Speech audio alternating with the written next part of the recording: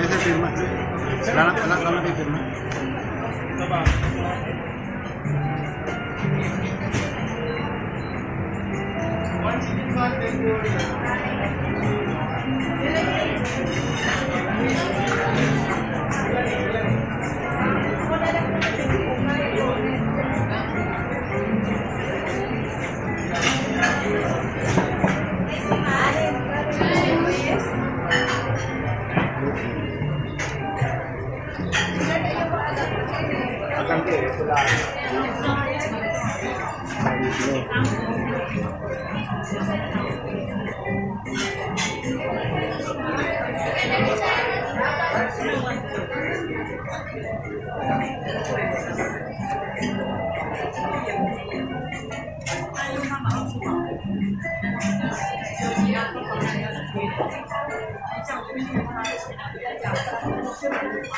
Sige, si boss.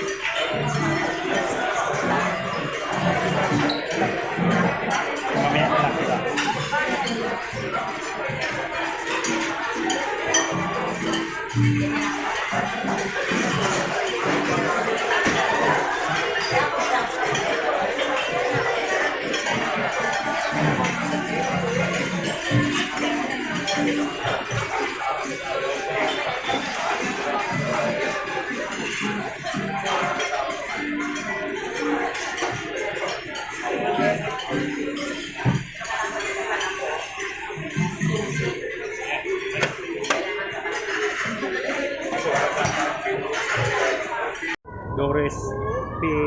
Joseph, parehong pastor sa pastora. Dahil sa isang parang investment scam nangyayari sa General Santos City. Ano pangalan sir ng kumpanya sir? Nung sasampahan po ninyo? Munificence Ministry, ma'am. Ano sir? Munificence Ministry. Oh. So bali sir, ilan po ba yung nabiktima? Magkano ba sir halaga ng pinapalo yung complaint? Actually, sa ngayon, sa hawak kong complaint kasi yung iba, ginagawa pala yung complaint. Pero sa itong, sa apat na sa kanila, ang total amount na bigay doon sa respondent is abot ng mga sa 170 million. So, sa isang ano lang yan, sa isang satellite. And base sa mga complainant, merong mga 18 satellites. So siguro abot din mga 1 o hanggang 2 billion. Eh ngayon po sir, mga ilang complainants po yung magpa-file ngayon? Sa ngayon sir, ang natapos ko is 4 na muna ang complainant kasi yung iba medyo inayos pa yung mga documents. Piniprepare pa lang. Mga total, magkano po yung nakuha sa 4 na complainants? Sa 4 na complainant, actually hindi sa kanilang pera lahat yun sir. Yun yung mga 170 million. So part noon, yun yung kanilang investment doon na hindi rin bumalik. Parang sir, nagre-recruit din sila ng iba mag-investor sa sa company sir, parang ganun. Itong mga complainant, hindi naman actually sila mang nagre-recruit. Pero syempre, mayroon na kasing parang putok na doon yung pupunta na lang doon para mag-invest. So sila, ang trabaho lang is tatanggap ng pera, ganun. Nag-assist na lang. May iba pang investor, so parang napuntaw sa kanila, sila nagdaan din po. Yes ma'am, parang ganun. Sa kanila dadaan kasi. Sila. Kailan pa sir sila, itong company sir, kailan pa sir nag-operate? Actually, base sa complainant, nag-start na ng operation noong January or February this year. Pero nakalagay sa sponsor certificate, lumalabas 1983. So hindi totoo yung nakalagay doon. May set registration ba sir sila? Actually, binirify ng ng complainant yung number na ginamit ng Munificence Ministry is naka-registered sa isang parang church din, interdenominational church, parang ganun yung pangalan. So hindi sa kanila hindi sila yung naka-register. May operation sir sa may General Santos na sir o meron pa kami pang practice sa bansa? So far parang doon yung main parang pero may iba yatang Surigao yata. Ganun. Pero doon talagang pinaka-main Sir, ano to, yung dating nung nila, operation, parang kapa rin? Parang kaparehas kasi parang religious ministry din siya. At the same time, tumatanggap ng investment sa general public despite wala namang authority or licenses from government agencies. Ilang percent sir yung promise na kita? Ang promise kita, nag-umpisa siya ng 60% ma'am hanggang March yata. Tapos after noon, binaba nila to 45% Per month? per month. So ibig sabihin sir, kung 10,000 sir yung investment, bigyan na siya a month ng 6,000? Yes ma'am, 6,000 or ngayon binaba, naging 4,500 a month. Kailan sila sir hindi na nakakapagbigay? Parang mga 4 months. Mga 4 months nang hindi nakapagbigay. So last promise kasi inintay ng nung October 4. So hindi pa rin nabigay. So naglalabasan na yung mga complainant. Still operating pa rin sir yung company? Is it still operating po? Yung ministry? Actually parang hindi na eh. Hindi ko sure kung tumatanggap pa rin yung ibang pero parang hindi naman. Kasi yung parang respondent is hindi na nagpakita simula ng hindi nabigay yung mga investment nila. Kasama po ba sila dun sa listahan na nilabas ng SEC na pwedeng involved sa investigation? Actually, sure. Yan ang hindi ko na-check pa sir sa documents saka sa hindi ko pa na-verify ang portion. So usually na bang mga nabibiktima, anong klase po ba? OFW o yung mga magsasaka? Halo-halo ma'am o halo-halong tao. Sir, hindi nakakasuhan ninyo? Sa ngayon ma'am, actually dalawa kasi base sa itong dalawa daw talaga yung parang pinaka-mastermind. So depende na yan sa DOJ later on sa investigation kung may iba silang gustong kakasuhan. Kasi base sa mga documents, may ibang siyempre maaaring ginamit na dami. Pero DOJ pa rin last Okay na kami. Sir, baka pwede sir mag-picture lang sir yung papel. Okay lang po ba? Yung file po ninyo. Spelling. Complainant. Yung complainant, gusto magpa-interview. complainant? Kahit isa lang sir, kahit isa lang. Sige, Ma'am Karen.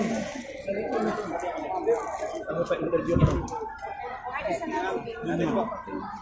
Picture ma'am. Ang pangalan mo naman? Karen Garcis. Ano pangalan? Hindi kaya kumano nito. Ma'am, pakikwento lang po ng maikse. Paano kayo nagsimula? Paano kayo recruit? Kasi ngayon, sa amin, sa General Santos, grabe, napaka mainit na ba doon sa amin kasi yung Sige ma'am, ano na lang yung first piece na lang. October 4 na payout na sana yon sa mga tao, hindi nila natupad. So ngayon kami ang binubuntunan ng mga tao doon. Marami akong ditreat doon, tsaka sa Facebook. Lahat. Hindi ko na alam kasi hindi ko sila makontak. Wala. Sana naman matulugan kami. Pastor Jun, sana lumabas ka na. Kami ang naiipit dito. Pastor pa naman kayo. Sana maawa kayo sa amin. Marami kami dito mga satellite. Sana harapin niyo yung pinagsimulan niyo na ginawa niyo.